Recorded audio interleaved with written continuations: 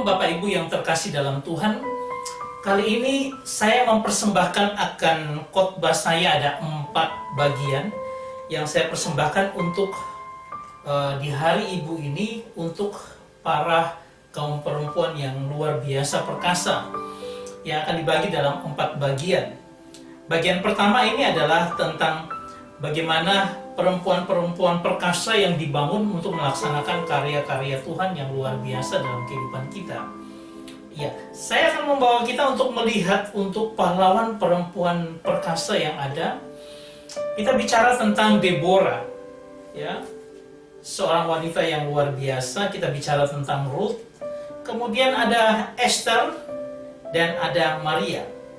Dan pada akhir-akhir ini ada keluar sebuah film yang disebut dengan Mulan, dan itu merupakan cerita yang menarik dari Tiongkok tentang bagaimana seorang perempuan perkasa menyelamatkan sebuah dinasti.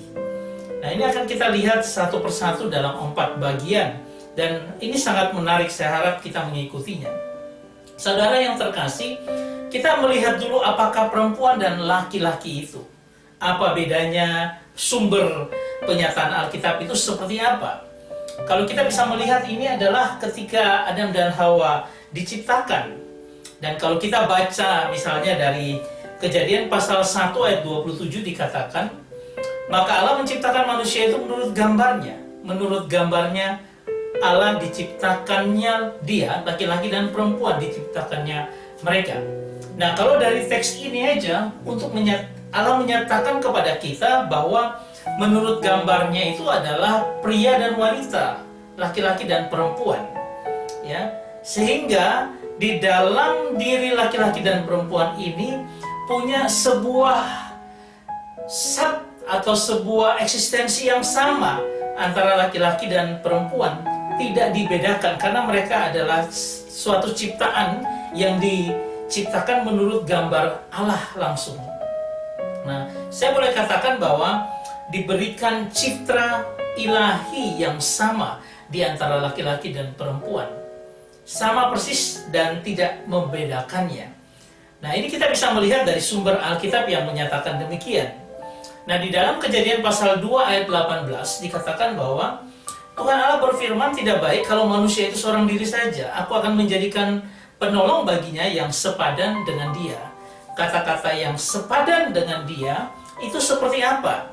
Ya, kita melihat ini bahwa luar biasa ya, Adam dan Hawa dengan segala ciptaan yang sudah Tuhan buat, ya.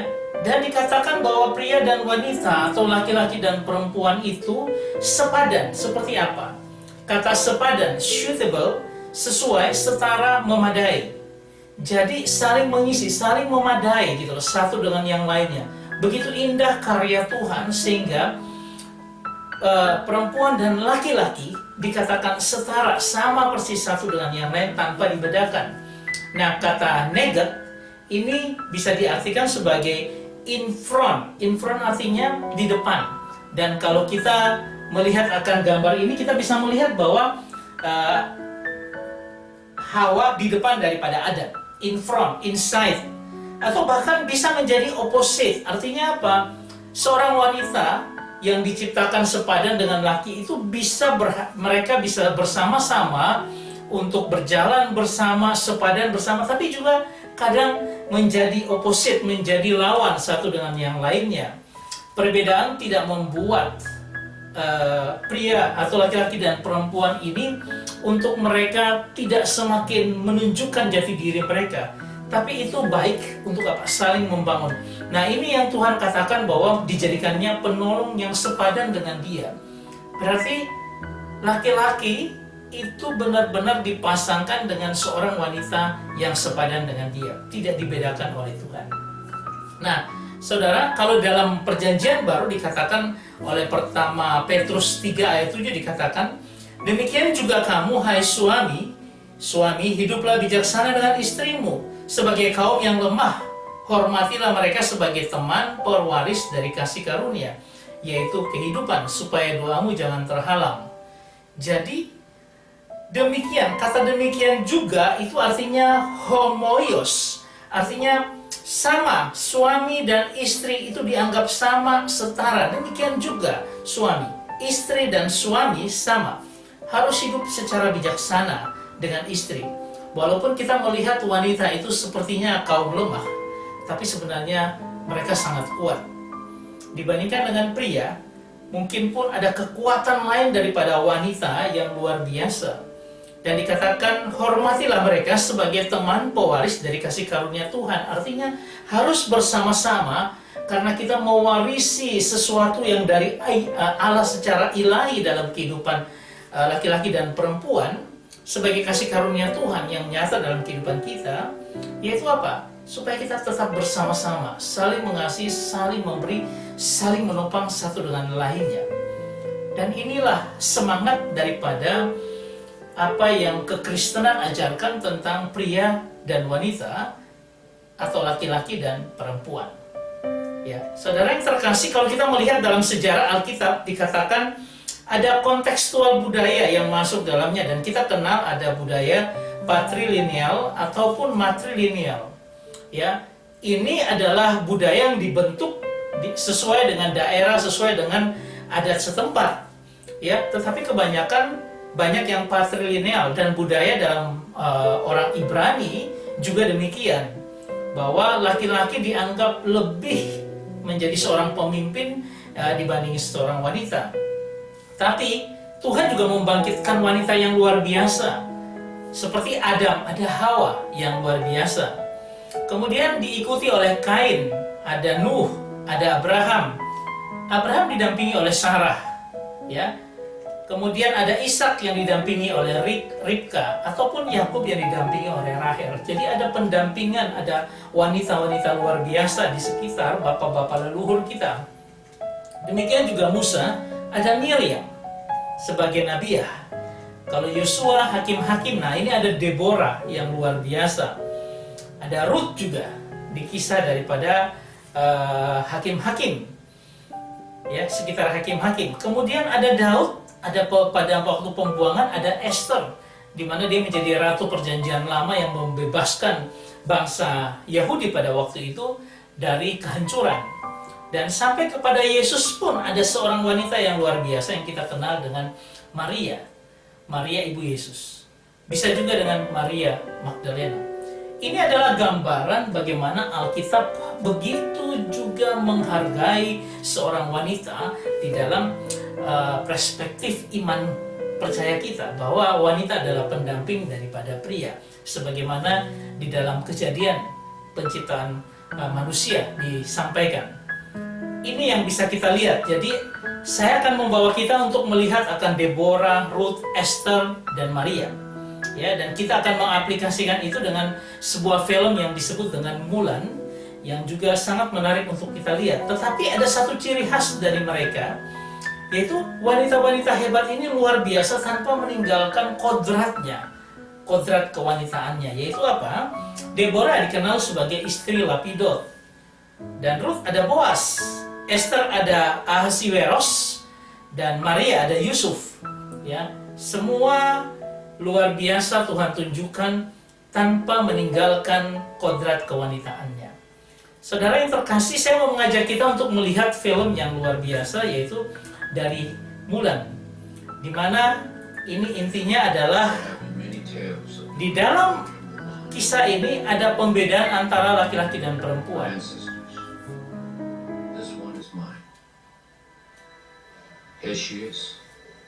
Inilah seorang Mulan yang masih muda.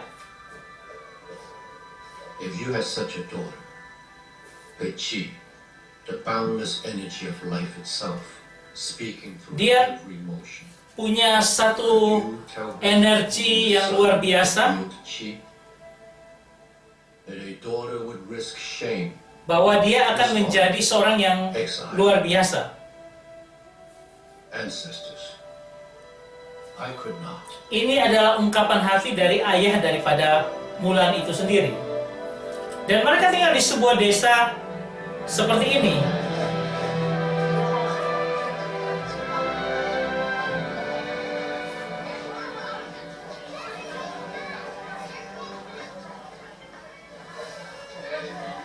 Sebuah desa yang sangat sederhana. This way. That's the last one. Gently. Nah, ini memperlihatkan bagaimana keperkasaan daripada Mulan ketika dia masih kecil. No! Tell me your sister's not the cause of this. Dan Mulan ini terkenal seorang yang membuat kekacauan.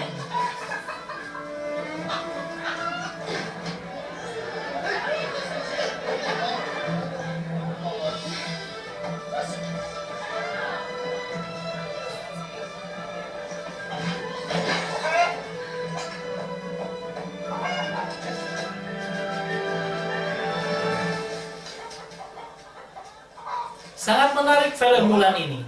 Listen very carefully. No!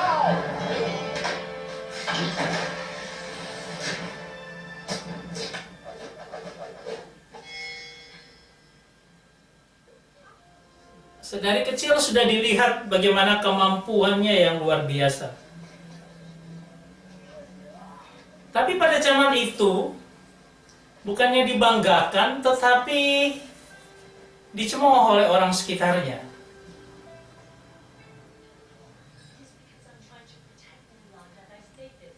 She's young. She's still learning how to control herself. Make excuses for her. Dia selalu menjadi perdebatan Daughter, not a son. antara ayah dan ibunya. Through marriage. Any man would be fortunate to marry either of our daughters, including Mulan. I ask you, what man would want to marry a girl who flits around rooftops chasing? Karena pada waktu itu, seorang wanita yang terlalu perkasa juga bukan sesuatu yang baik. And it is time for you to Dan dia diajari bapaknya untuk menyembunyikan akan jati dirinya, karunianya. silence its voice. I say this to protect you. Yaitu dengan maksud melindunginya. Your job is to bring honor. Nah, pada waktu itu kehormatan bagi keluarga sangat ditinggikan. Sehingga dia harus menyembunyikan apa yang ada di dalam dirinya.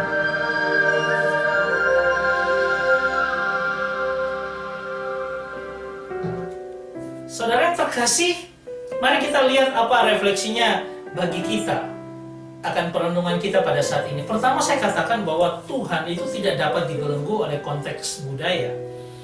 Kodrat manusia sesuai dengan kehendaknya. Jadi tidak bisa kita menyatakan bahwa ada konteks budaya yang membelenggu sehingga wanita itu tidak akan keluar karena ditekan budaya patrilineal. Tidak bisa. Karena Tuhan pada zaman-zaman tertentu akan membawa kita, menunjukkan kepada kita manusia itu ada kodratnya, ya. Sehingga apa? Seorang wanita yang mungkin pada waktu itu tidak boleh melakukan hal-hal yang dilarang, tapi Tuhan bisa membawa dia untuk naik dan melompat di atas itu. Ini luar biasa. Karena apa? Wanita dan laki-laki atau perempuan dan laki-laki sama di hadapan Tuhan. Tuhan pada masa tertentu membangkitkan perempuan. Itu ciptaannya untuk berkarya di zaman itu. Dan banyak sekali kita melihat pada zaman sekarang ini pun wanita-wanita ibu kita yang dipakai Tuhan untuk membawa kita sampai dengan saat ini. Saya berharap pada hari ibu ini kita juga bisa merefleksikan bagaimana karya yang luar biasa Tuhan di dalam diri seorang wanita, seorang ibu. Dan kita harus mengakuinya, amazing, luar biasa. Ini adalah merupakan bagian yang pertama tentang pahlawan-pahlawan perempuan yang perkasa. Dan kita akan masuk pada bagian yang kedua, dan saya berharap lanjutan ke bagian kedua dapat kita ikuti. Tuhan memberkati kita semua. Amin.